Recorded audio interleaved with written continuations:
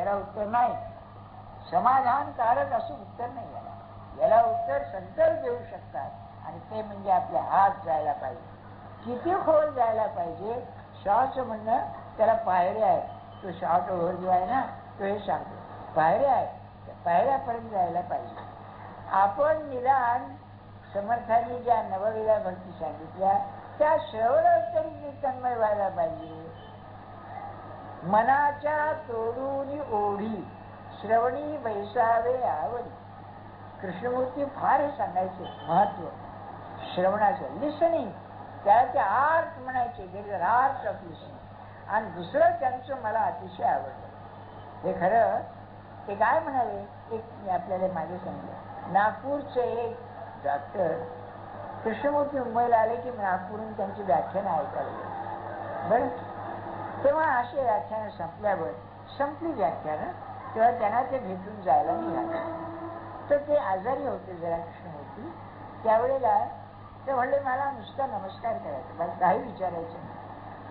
ते 12:00 सुमार आणि कृष्णमूर्ती जेवणाचं टेबल करण्यात गुंतले होते. आले बाहेर. काय डॉक्टर काय म्हणाले? नमस्कार केला, फुलं दिली आणि म्हणाले आपल्याला एक गोष्ट मला स्पष्ट सांगायची. आज 10-12 वर्ष मी आपलं ऐकतोय, परंतु मला काही कळलेलं नाही. काय म्हणाले? तुम्ही एकच प्रामाणिक मनुष्य मला काय माणसं असतं. ते पुढे जे बोलले ना ते ध्यानात.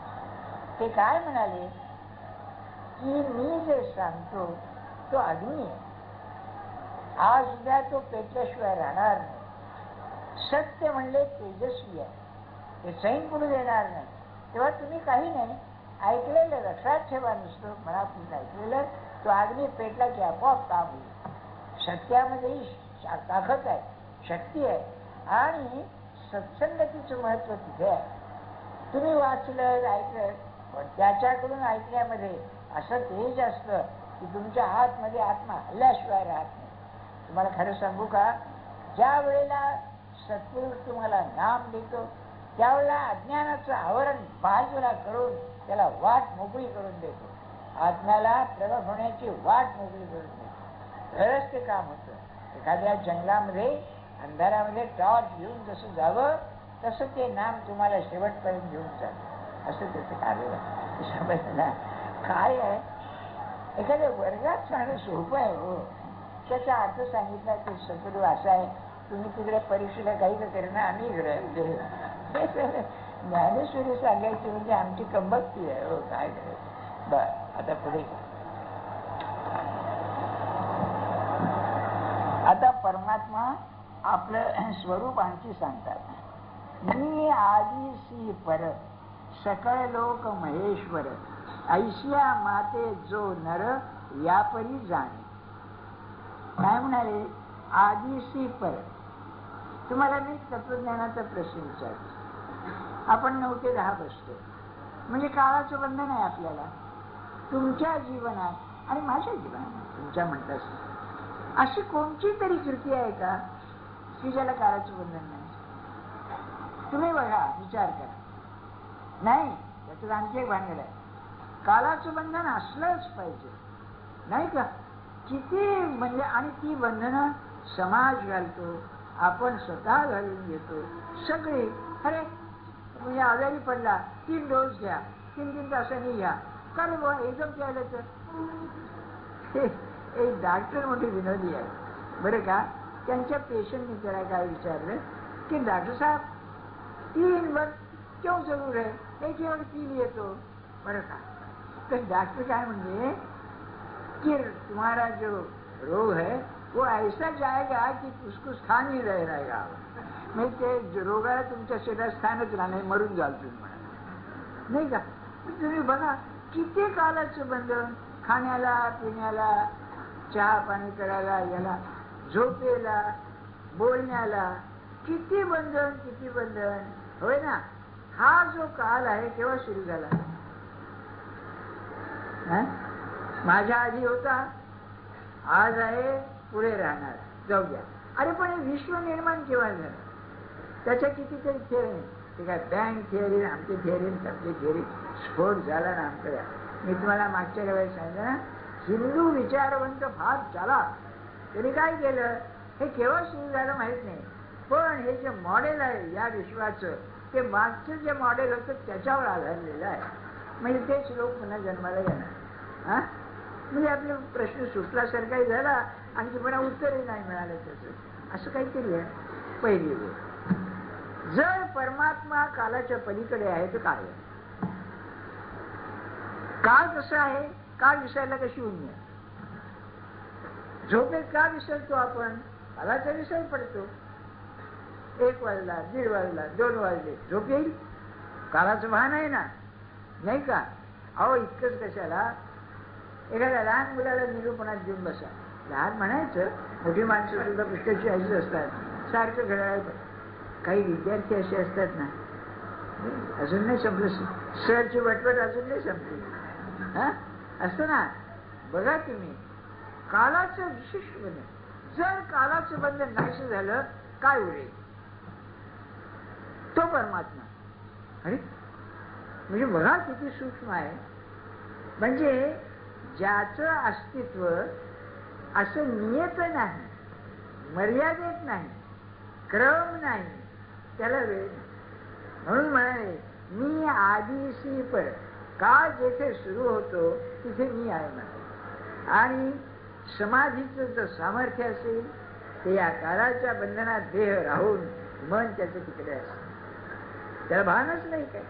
हा, किती वेळ झाला, काय झालं, असं होणं म्हणजे नामस्मरण बरोबर चाललंय. बरं, हो, किती वेळ साध्या माणसांचा पुष्कळ वेळा अनुभव येतो ना, किती चाललं, काय वेळ झाला बुवा, काय करावं, होय ना. विशेषतः गाण्याबिण्यामध्ये, नाटकामध्ये, कथेमध्ये काय नाही, अलीकडे TV मध्ये नाही का. आपली गंमत म्हणून सांगतो. एक ग्रस्त समोर बसायचा, त्याला झोप अनावर व्हायची, अनावर व्हायची. मी म्हटलं बघ काय असं का होतं, मी सांगेन मला. दुसऱ्या दिवशी मला म्हणला, रोज रात्री 12:30-1 पर्यंत TV पाहतो म्हणा. मग TV पाहतो, मग तो वेळ असा हा होतो. तर मी म्हणलं, तो वेळ जो ते जे प्रसंग आहे त्यात काळाचं भान विसरावं म्हणून झोप घ्यायची, त्याचं उत्तर तुम्ही निरूपणात काढता नाही का? असं होतं बा. किंबहुना महाराज असं म्हणाले, संतांनी एक औषध शोधून काढले, पुष्कळ लोकांना झोप येत नाही म्हणे. ते म्हणले, त्यांनी काय विचार केला, बिन खर्चाचं औषध पाहिजे. ते म्हणले, पडल्या पडल्या झोप येत नाही ना, नामस्मरण करा, 5 मिनिटात झोप. मग गोळीला काय हेच नाही, खर्चच नाही, नाही का. प्रयोग करून पाहायला पाहिजे. सांगण्याचं एक तुमच्याकडे ज्ञानेश्वर महाराजांची जिनियस ज्याला म्हणतात ना, ते म्हणाले, परमात्माचं वर्णन सुरुवात केली, ओ नो जी आद्या, ज्याच्यापासूनच सर्व सुरुवात, विश्व ज्याच्यापासूनच आलं त्याला माझा नाव, तो आत्मस्वरूप. काय आहे बघा. म्हणून जो आदिसी पर सकळ लोक महेश्वर. काय आहे? परमात्म स्वरूपाची जी कल्पना आहे ती दुहेरी आहे, की तो आहेच, पण कसा आहे, सामर्थ्यवान. जगात अशी शक्ती नाही की जी त्याच्याजवळ नाही. म्हणून सर्व लोक महेश्वर. ईश्वर आणि महेश्वर यात असा फरक आहे. ईश्वर म्हणजे ज्याला इंग्लिशमध्ये गॉड म्हणतात, आणि महेश्वर म्हणजे दी ॲब्सोल्यूट, ईश्वराच्याही पलीकडे. ईश्वर पण सुद्धा त्याच्याकडे लावलेला आहे, ईश्वराच्याही पलीकडे असणार आहे.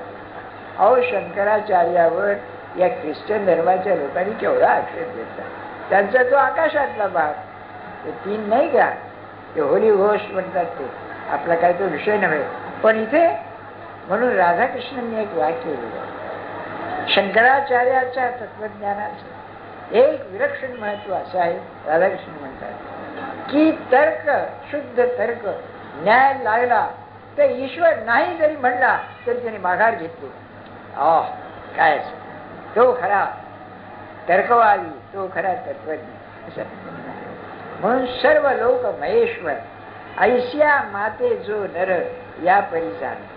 इथे एक आता हा आहे परस्पर विरोध, ज्याला काहीच नाही मर्यादा. आता मी पुढे सांगतो, कालाची मर्यादा नाही, कालाची मर्यादा नाही, स्थलाची मर्यादा. सर्वव्यापी आहे ना? नाही. एक मोरोपंतांची आर्य आहे बरं का. भूजल तेज समीर रवी शशी काष्ठादिकी असे भरला. भूजल रवी शशी काष्ठादिकी असे भरला. हा सर्वाला व्यापून दशांगोळे पुन्हा उरला. अरे मग जागा कुठून आली? हे सगळं जर गेलं तर 10 अंगुळ जागा कुठून आली? अत्यतिष्ठ दशांगुलम वेद सांगतो. अतितिष्ठ तुमच्या पलीकडे 10 अंगुळ पलीकडे आहे म्हणायचं. ही मानवी कल्पना. भाषा जोपर्यंत आहे तोपर्यंत हा दोष येणारच. माते अरे तू कुठला मग? जर काहीच नाही तुला, स्थल नाही, काल नाही आणि कार्यकारण भाव नाही, स्पेस टाइम कॉज, स्थल काल निमित्त.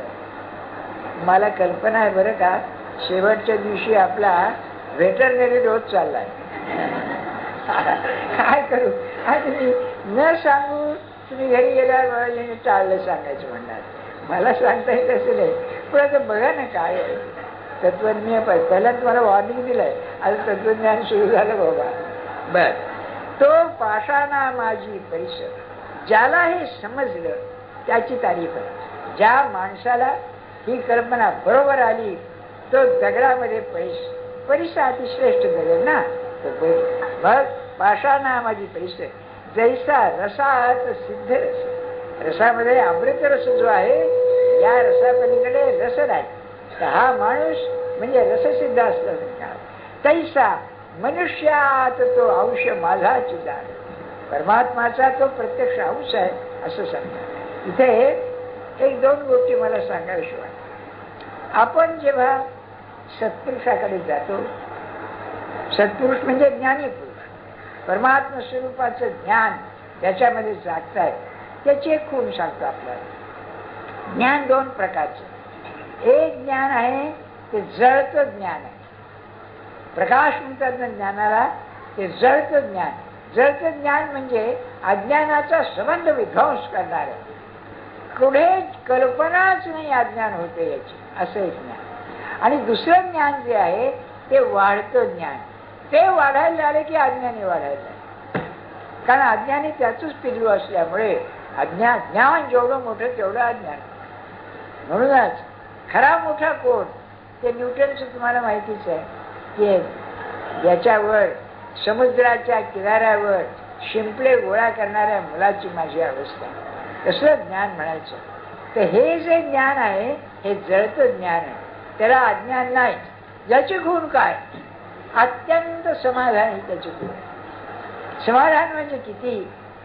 त्या सत्पुरुषाला देहाचं भान नाही. देहामध्ये ते राहून सुद्धा ज्ञान सर्वव्यापी जगदव्यापी असल्यामुळे तो देहात राहून सुद्धा देहाच्या बाहेर आहे. मग याची खूण काय? तर जगात अज्ञान असं त्याला काही नाही. आणि ज्या मनामध्ये ते ज्ञान राहतं त्याला विश्वमन असं म्हणतात. Cosmic mind. परमार्थ म्हणजे कॉस्मिक माइंड. म्हणून जितका उदार वृत्तीचा माणूस तितका तो मोठा परमार्थ आहे. त्याला क्षुद्रता नाहीच. मग मी अति प्रेमाने सांगतो, आज एवढा निश्चय करायला का की व्यवहारामध्ये क्षुद्र माणसाशी संबंध येणार, आपला निंदक असणार, आणखी काही भांडणी असणार, विरोधक असणार. आपण मनाने ते होऊ नये. बरं, जसं रामकृष्णांचं दृष्टांत आहे की म्हणाले त्या नागाला सांगितलं की तू फुस कर, चावू नकोस. तेव्हा तुम्हाला माहिती आहे त्या पोराने त्याला बेजार केला दगड मारून कर. अरे तू चुकलास, मी तुला चावू नको म्हणून सांगितलं, फुस करू नको असं सांगितलं नाही. व्यवहार सुटणार नाही, पण व्यवहार सुटणार नाही म्हणून त्या लेव्हलवर झालं, त्या पातळीवर जाणं हे वाईट. विशेषतः हे अधिकारी वगैरे लोक इतके क्षुद्र असतात. तुम्हाला सांगतो, काय सांगायचं, एवढे मोठे नशिबाने चढावे म्हणायचे, पण तो वृत्ती इतकी हलकी असते की बोलायची सोय नाही का. तेवढं आपण शिका तर ह्या ज्ञानाची कल्पना येईल, नाही तर कशी येईल मला सांगा, नाही का. मला वाटतं ज्ञानेश्वर महाराजांची दीनता पाहिली म्हणजे चमत्कार वाटतो. एवढं ज्ञान असो त्या माणसाला त्याची जाणीव नाही, कारण मला हे कळलेली भावनाच नाही. समर्थांचा श्लोक फार छान आहे. म्हणे जाणता तो जनी मूर्ख पाय, अतर्काशी तर्की असं कोण आहे. हा लक्षण आहे नाही. ते एकदा पंडित दसराई आपल्याकडे आले होते आणि भजन म्हणाले, पदही म्हणले. तर मी सहज काय म्हणलं की पंडितजी आपका गायन का ज्ञान कितना उमदा है. तर तिने मला असं नमस्कार किया आणि म्हणाले, अरे यार आप हमारे गुरु को देखे नहीं. त्यांचा भाऊच गुरु होता, पण एक साधू होते त्यांचे शिष्य. आप हमारे गुरु को देखे नहीं. इतना ज्ञान हो के भी इतने साधे थे कि लोग उनको खेडेगाव के आदमी समजले. हा खेडेगावचा आदमी काय असेल बघा. ज्ञानाचं महत्व, ज्ञानाचं अफाटपण ज्याला कळलं त्याची वृत्ती कशी छान नाही, किती छान होईल, किती नम्र होईल, किती आहे ते त्यांना सांगायचं. येईल असा मनुष्य की ज्याच्या अंतरंगी ते ज्ञान आहे. आणि कशाला तुम्ही त्या विचाराच्या भावनेच्या भावनाच त्रास देते ना, मारली पाहिजे तिला, मला ती वश करून घेतली पाहिजे. महाराज फार छान सांगायचे. अलीकडे म्हणाले काय करतात, पाण्याचा प्रवाह असला त्याच्यापासून वीज तयार करतात, होय ना. तसं म्हणाले ज्याची जी शक्ती आहे, विचाराची असो, भावनेची असो, कर्माची असो, तिच्यापासून भगवंताच्या भक्तीची वीज निर्माण झाली पाहिजे. वा किती छान आहे. म्हणून ते चालते ज्ञानाचे बिंब, तयाचे अवयव ते सुखाचे कोंब. ये माणूसपणा तो भाव लौकिक भाव. त्याला लौकिकात माणूस म्हणतात, पण तो खरा माणूस नाही, ते ज्ञानाचे बिंब, ज्ञान चालतंय जगतात असा. एक सुब्रमण्यम अय्यर म्हणून होती, म्हैसूर गव्हर्नमेंट मध्ये रजिस्ट्रार होती, पण त्यांना राजसेवा प्रवीण ही म्हैसूरच्या राजाने पदवी दिली होती, कारण त्याचे ते शिक्षक होते. ते जवळजवळ 20 वर्ष शृंगेरीच्या अभिनव नृसिंह भारती यांच्याकडे वेदांत शिकले आणि मग इकडे आले. त्यांचा मोठा ग्रंथ आहे. तेव्हा त्यांना एकदा महाराजांनी प्रश्न विचारला, म्हैसूरच्या महाराजांनी, आता ते नाही त्यांनी विचारला की सुब्रमण्य हे एवढं तुम्ही मला सांगताय वेदांत वेदांत, याचं पर्यवसन काय व्हायला पाहिजे. हा फार मोठा मनुष्य. सरकार पहिली गोष्ट जर असेल तर मी राजा आहे विसरलं पाहिजे. बघा कसं असतं तेज माणसं. मी राय तोही बसतात. बरं म्हणाला मी राजा विसरलो, माझं राजे पण जाईल का, राजे पण म्हणून जे माझ्या अंगी आहे ते जाईल का. ते काय म्हणाले, तुमच्या म्हणण्याचा हेतू काय, जोपर्यंत मी राजवाड्यात राहतो, सिंहासनावर बसतो, तुम्ही राजपण शोधू कसा. तेव्हा त्यांनी काय सांगितलं की हे सगळं जे आहे कुणी निर्माण केलं, माणसाने निर्माण केलंय ना. होय, ती माणसं ज्ञानी होती का, नाही. मग ज्ञानी अज्ञानी लोकांनी निर्माण केलेलं सिंहासन हे माझ्या अंगी चिकटलंय, हे म्हणण्यात काय अर्थ आहे म्हणाल.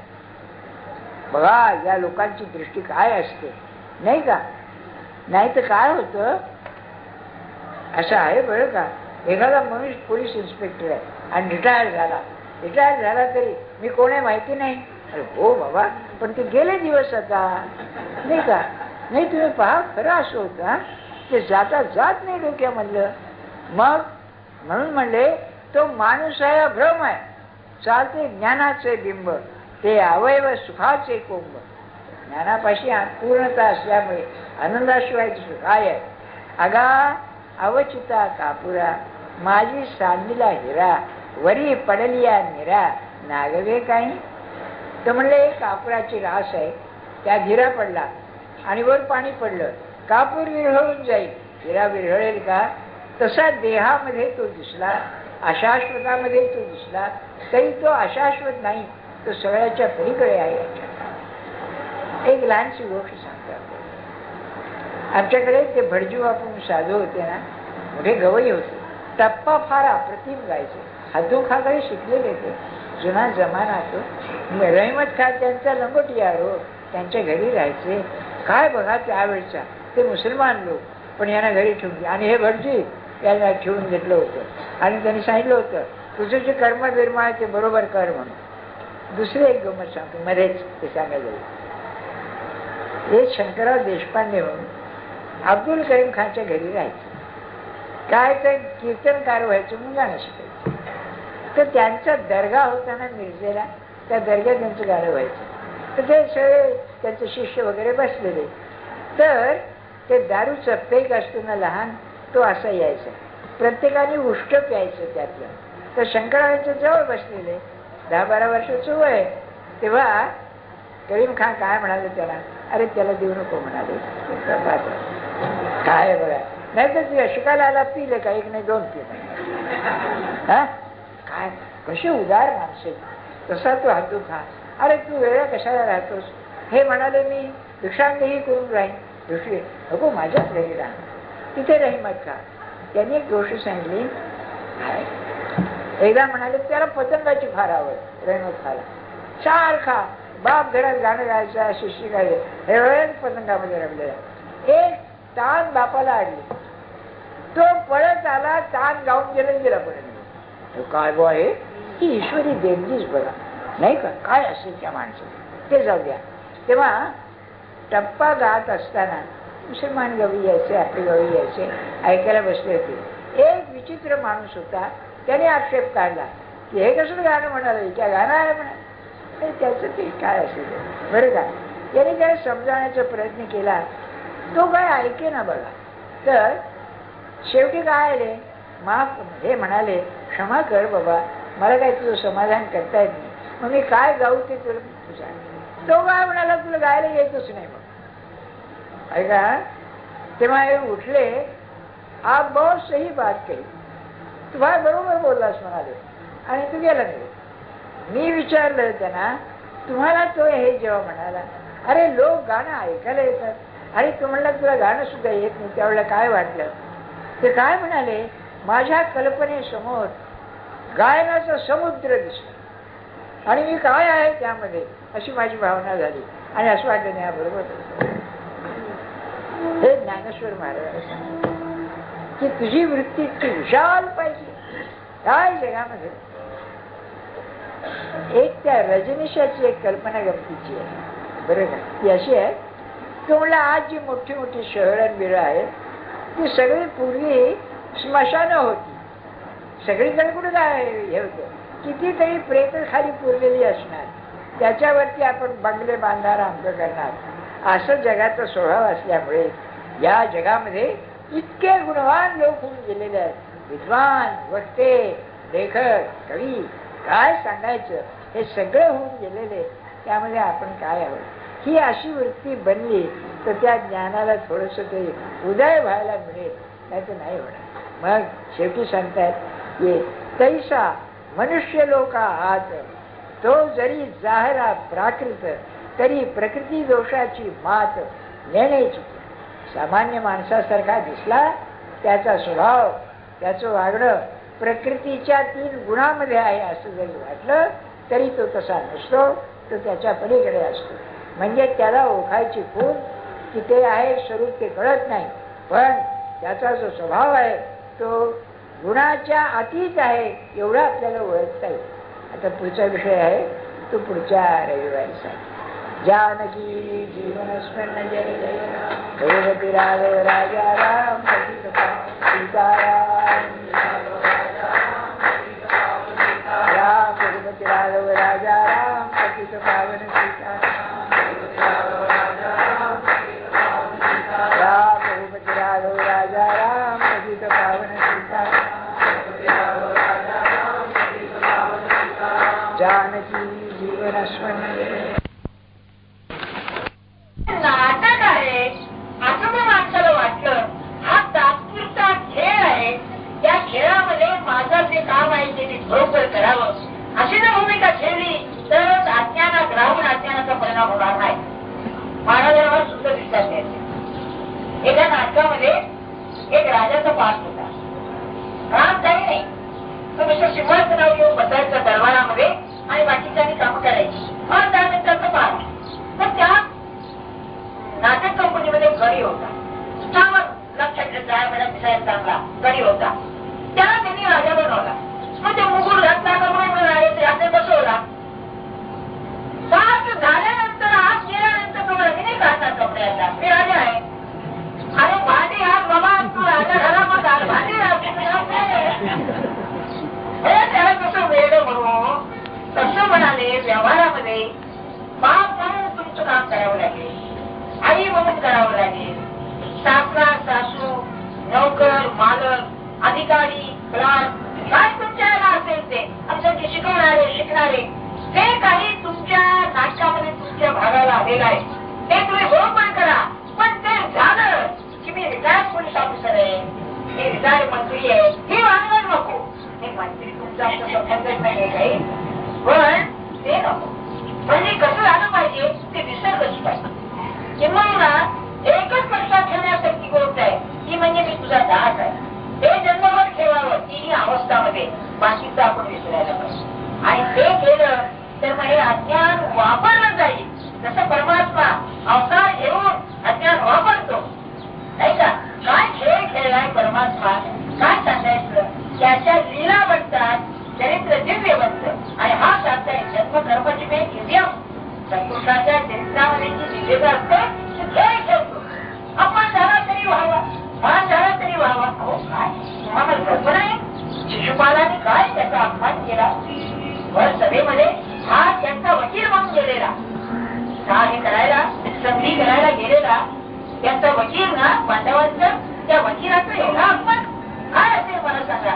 पण भगवंताने किती खेळीमेळ सोसला नाही का.